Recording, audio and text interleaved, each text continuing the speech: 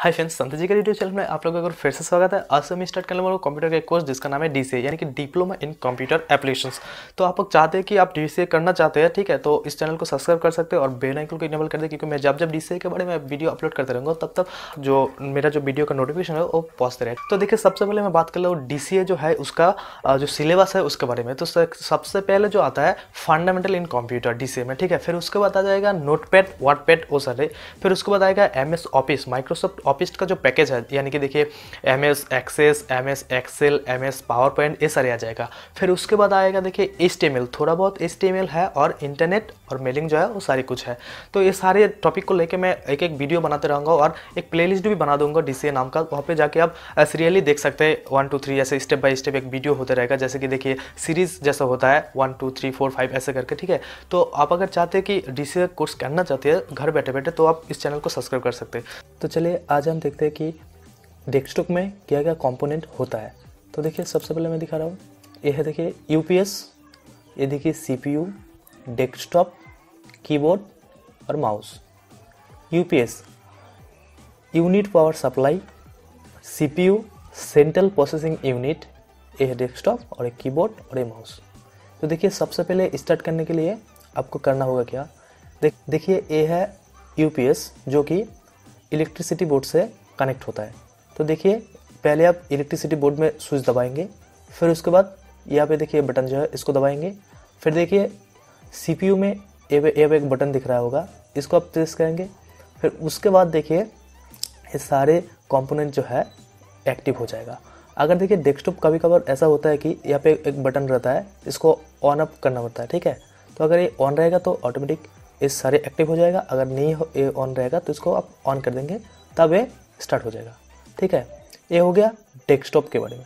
और देखिए लैपटॉप को कैसे ऑन करता है, तो लैपटॉप का लेता हूँ। देखिए ये लैपटॉप है, तो लैपटॉप का बस सिंपल तरीका है, यहाँ पे एक बटन रहेगा या तो यहाँ पे एक बटन रहेगा। तो अब अगर यहाँ पे बटन है तो यहाँ पे प्रेस करेंगे, प्रेस करके रखेंगे 2 सेकंड 3 सेकंड तक। ये जो लैपटॉप है स्टार्ट हो जाएगा।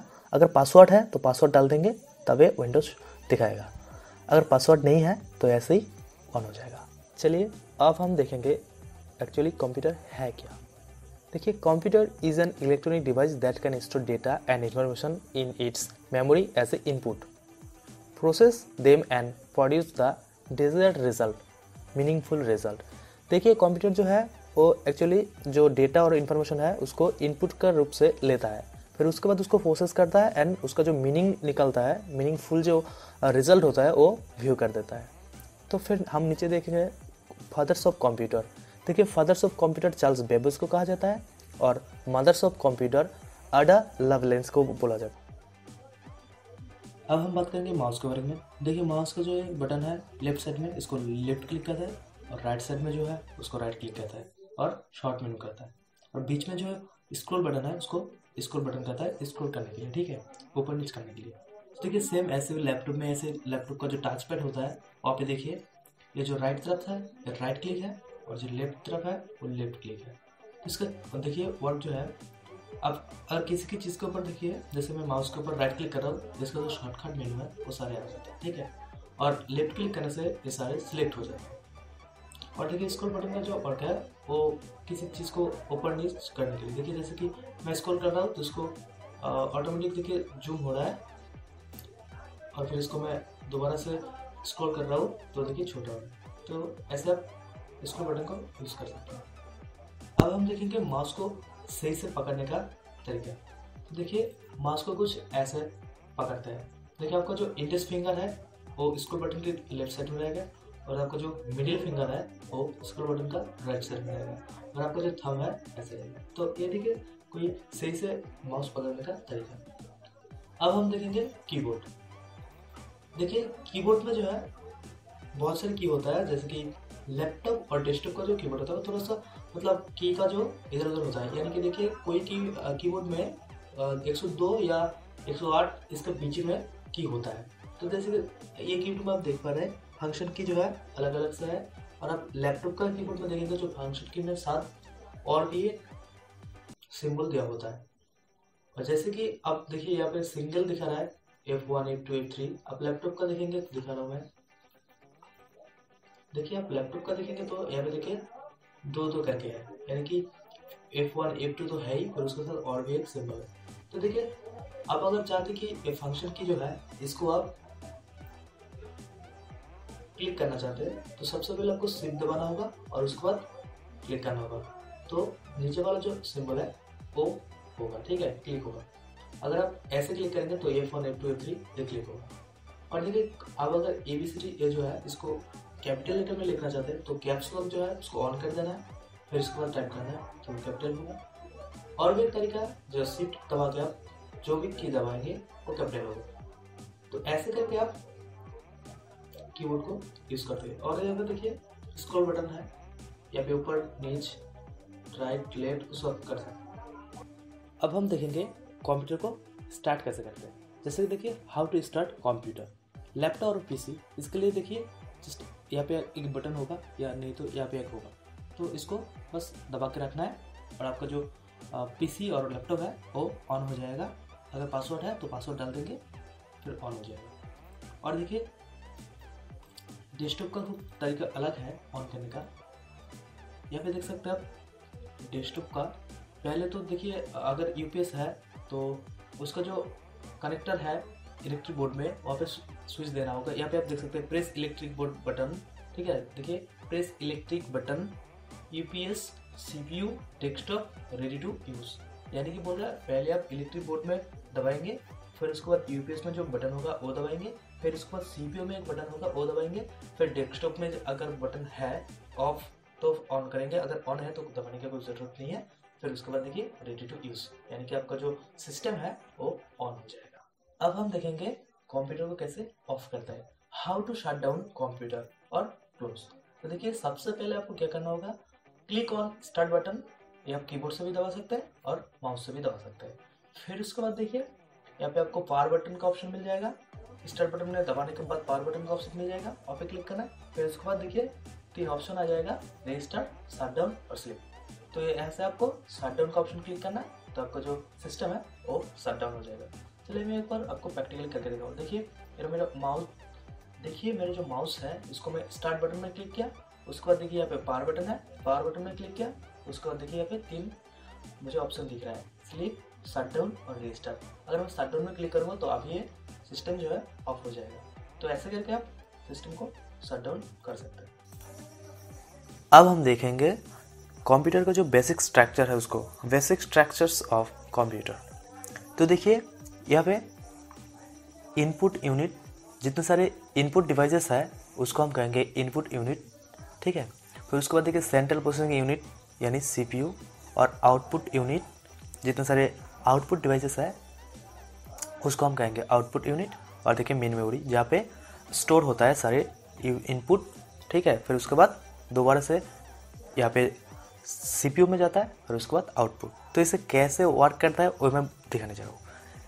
देखिए पहले इनपुट डिवाइस अगर कोई इनपुट देता है तो वो इनपुट डिवाइस इसको देखिए सेंट्रल प्रोसेसिंग यूनिट में देता है। अब इसको हम अच्छे से समझेंगे। देखिए अगर कोई इनपुट डिवाइस कुछ इनपुट देता है डेटा, ठीक है, उसको सेंट्रल प्रोसेसिंग क्या करता है, मेन मेमोरी में भेजता है। फिर मेन मेमोरी में स्टोर होने के बाद मेन मेमोरी फिर वापस से सीपीयू को देता है। फिर सीपीयू क्या करता है, इसको प्रोसेसिंग करता है, प्रोसेसिंग करने के बाद फिर दोबारा से मेन मेमोरी में देता है।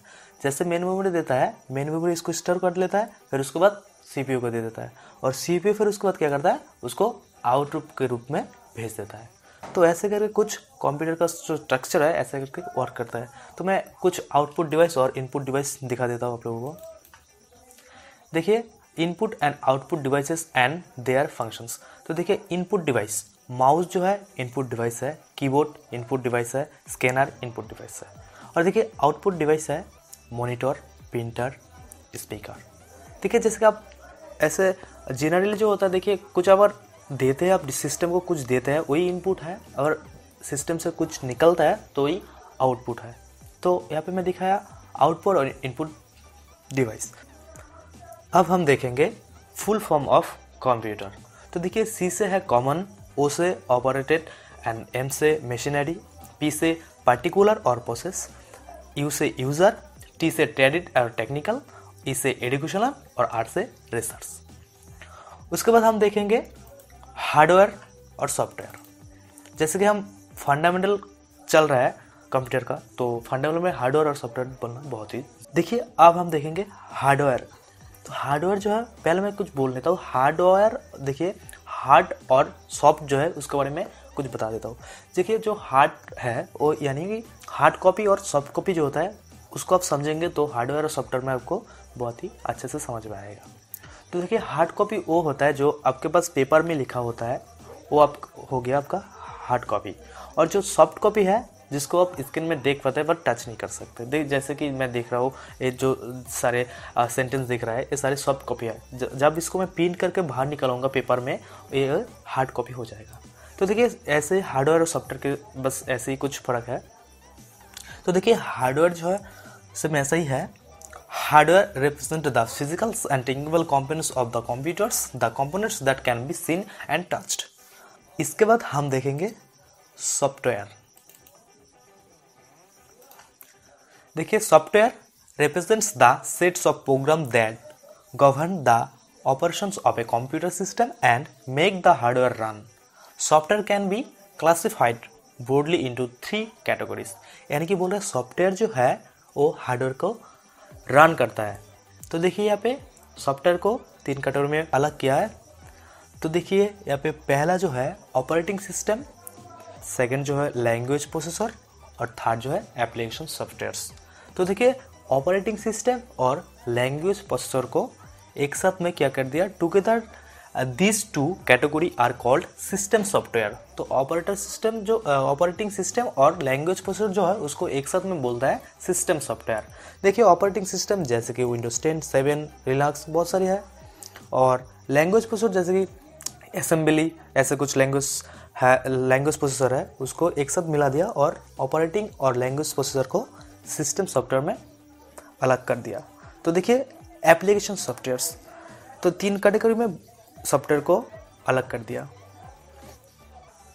देखिए अब हम बात करेंगे टाइप्स ऑफ कंप्यूटर। देखिए कंप्यूटर का कितने कैटेगरी में बांटा गया। तो देखिए कंप्यूटर को 3 कैटेगरी में बांटा गया। पहले आप देख पा रहे डिजिटल, फिर उसके बाद एनालॉग एंड हाइब्रिड।